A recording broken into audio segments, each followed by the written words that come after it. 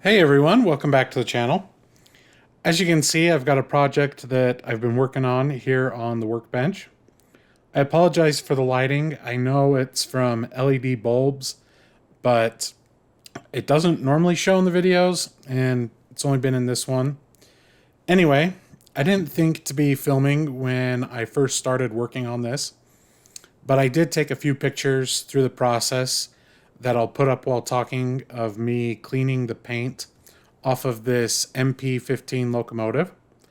This started out as a Bethlehem steel locomotive and was painted by the previous owner to be a U.S. Army locomotive. I tried to see if I could clean it back to the Bethlehem steel paint, but I wasn't able to and ended up stripping it all the way down to the plastic. I toyed with a few ideas of what I was going to paint it up as with a few people on Discord, and eventually came to a decision, and we'll discuss that a little later in the video. I'm going to get this primed up after a little further disassembly of the cab. As you can see, there was a little bit of paint that was still on it from where the cab joined together. I just cleaned it off with tweezers as it was going to be hidden once reassembled.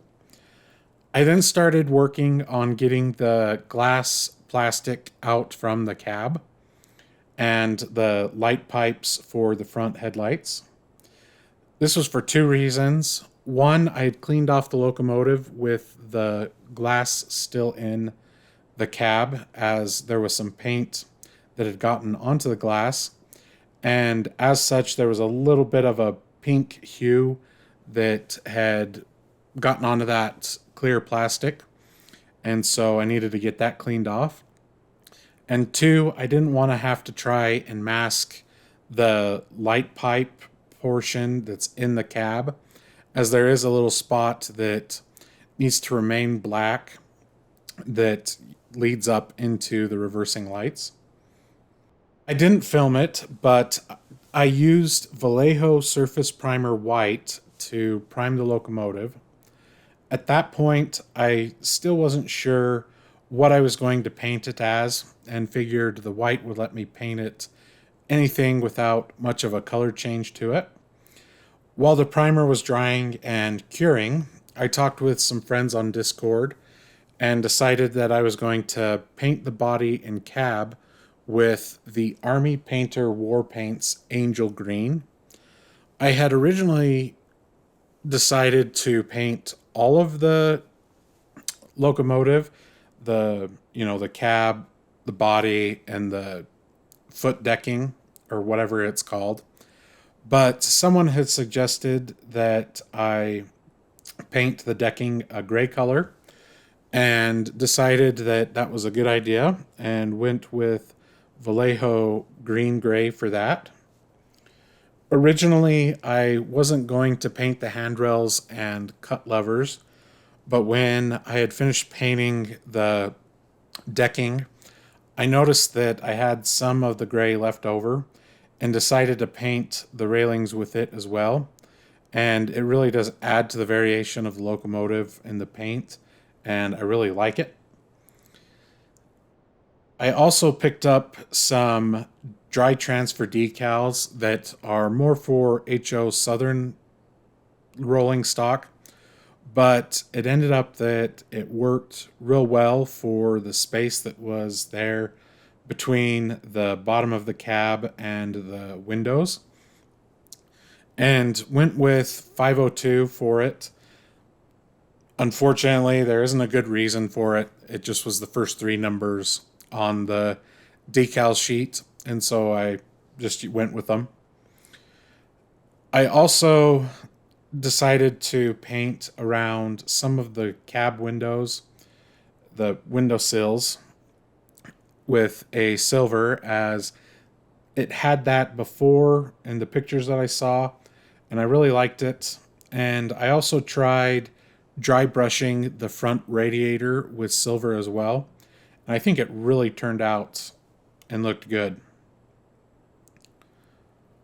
The next morning, after everything was painted, I needed to replace the couplers. I noticed that at some point they had been bent, and you may be able to see this, but I'm not positive in the video. I knew that it was going to cause issues in the future, and I had just been looking in my parts box recently when working on this, and found that I had a set of McHenry couplers and just swapped them out. It works well. They've been doing really well as I've been running this locomotive.